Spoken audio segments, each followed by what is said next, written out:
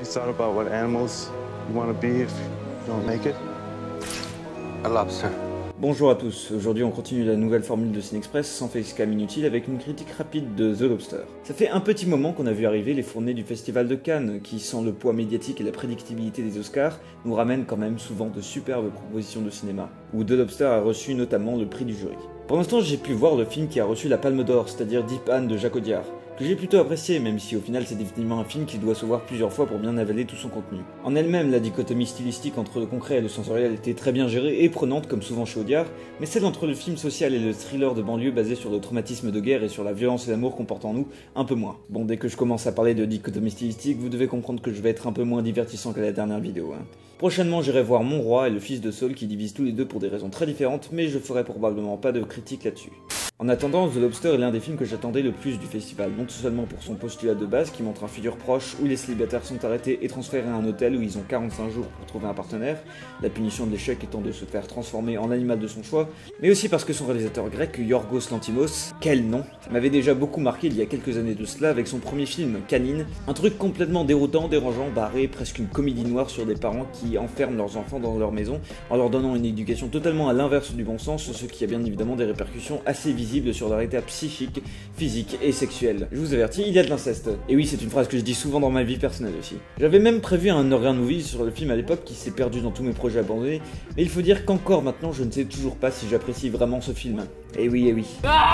Mais pour The Lobster, on peut dire que mon point de vue est différent, tout bonnement parce que je peux vous dire sans hésitation aucune que j'ai énormément apprécié ce film. Et si je vous ai un peu parlé de Canine, c'est pour la bonne et simple raison qu'on reconnaît très bien les thèmes et les procédés du réalisateur d'un film à l'autre. Au-delà du concept fort, de la distance presque comique ou encore de la scène de danse bizarre, The Lobster traite lui aussi d'un certain type d'emprisonnement dans sa première partie dans l'hôtel, ce qui permet au réalisateur de délivrer une observation avec recul et humour très sec et grinçant de comportement humain dans ce type de situation. Dans The Lobster, il s'agit donc bien évidemment des relations humaines, amicales et maritales et la façon dont on les crée qui sont commentées avec cynisme.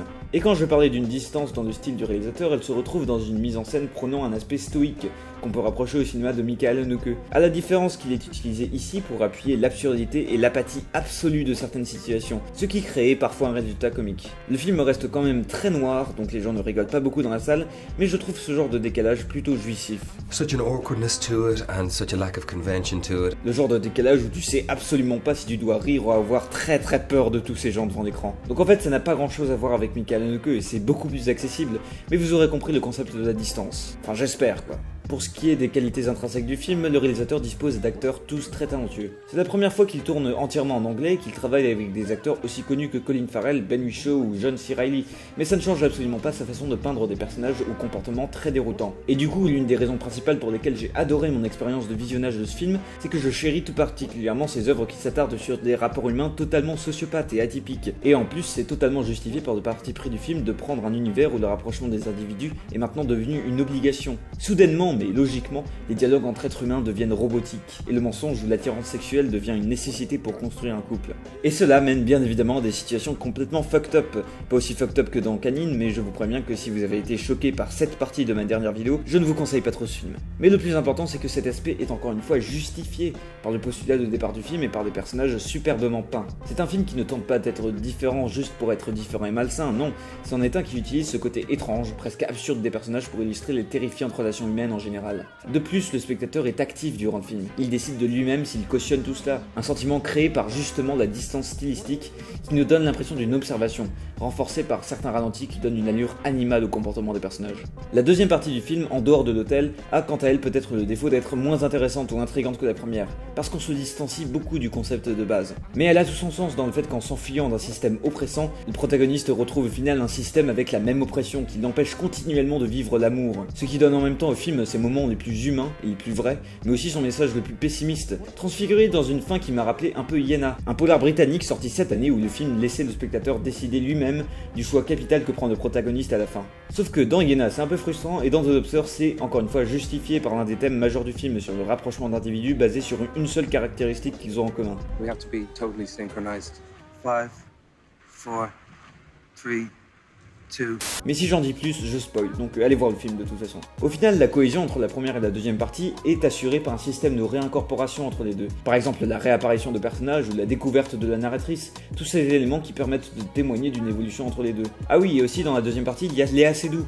Et je la vois tout le temps, bordel. Elle est dans Mission Impossible 4, elle est à Cannes, elle est encore à Cannes, maintenant elle est dans Spectre. Dès qu'il faut un personnage de pute française impassible, il l'appelle. Et je la trouve pas forcément formidable, hein, même si là son jeu pas très émotif convient avec le concept du film. Ça tombe bien, non? Bref, le concept assez étrange du long métrage sert donc avant tout de toile de fond à une étude de personnages. La preuve en est que le protagoniste est le seul qui a un nom dans le film. Et puisque j'ai commencé toute cette critique en créant un rapport avec Canine, la raison pour laquelle j'ai préféré The Lobster, c'est la présence d'une progression dramatique bien plus tangible. Ça tient dans le fait que toutes les scènes de Canine n'étaient pas forcément primordiales ou imbriquées entre elles. On avait juste une série de séquences complètement fucked up, encore une fois, jusqu'à ce que le film décide d'enclencher une action qui finit le long métrage sur un questionnement final, encore une fois. Ici, avec sa structure en deux parties et l'utilisation très réussie de la réincorporation d'éléments du film à divers moments, le long métrage témoigne de beaucoup d'évolution de son protagoniste. Campé par un Colin Farrell très juste et subtil dans ses nuances, avec une très jolie moustache, le personnage nous apparaît au premier abord tout aussi cryptique que le reste du film, puis on apprend à le comprendre, et enfin à s'identifier à lui. C'est la même relation qu'on a avec le film au final, une suite d'émotions contraires. On est dérouté, choqué, amusé, et au final je peux dire que j'ai été assez bouleversé dans le meilleur sens du terme. Ce type de progression du personnage principal, on pouvait la retrouver par exemple dans Zero Theorem de Terry Gilliam et son Christopher Waltz chauve l'année dernière.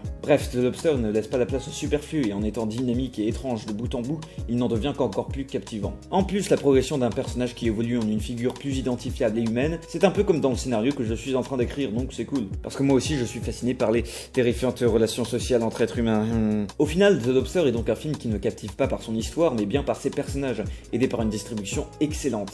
Le postulat de départ est définitivement excentrique, mais le parti pris d'un futur qui n'a pas de différence si remarquable que ça avec le présent, autrement que dans les comportements humains, permet au réalisateur de ne pas perdre de vue ses personnages et de ne jamais trahir son concept de départ. Aucun superflu, aucun hors-sujet. C'est donc un film que je vous conseille, mais il faut aussi savoir dans quoi vous vous embarquez. Moi j'avais vu Canine avant, donc j'étais préparé à tout, et The Lobster est très clairement pas aussi dérangeant et taré que le premier film de Yorgos Lanthimos. Quel nom, oui. Mais vous aurez compris que c'est un film avec des personnages et des choses assez déroutantes. Mais surtout retenez que c'est un film qui stimule le spectateur, parfois de manière inconfortable, souligné par une musique composée souvent de notes de violon percutantes, qui accroît une angoisse et une oppression par rapport au personnage. Et croyez-moi, j'en ai vu des films qui me stimulaient pas du tout. Ce qui est sûr, c'est que celui-là mérite déjà amplement sa place dans mon top 5 de l'année. C'est du très bon boulot. Et c'est le genre de film atypique que j'ai envie de voir plus souvent. Et même le genre de film que j'ai envie de faire, très différent quand même. The Lobster va un peu plus loin que ça, mais pour finir, je vous poserai la question suivante.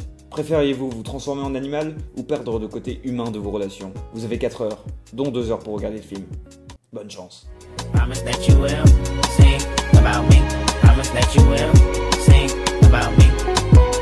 You wrote a song about my sister on your tape and called it Section 80. The message resembled Brenda's got a baby. What's crazy was I was... Allez, je pèse le photo. Oh oui, je sens mon anus qui se dilate. Bien comme il faut. Putain, ça grandit.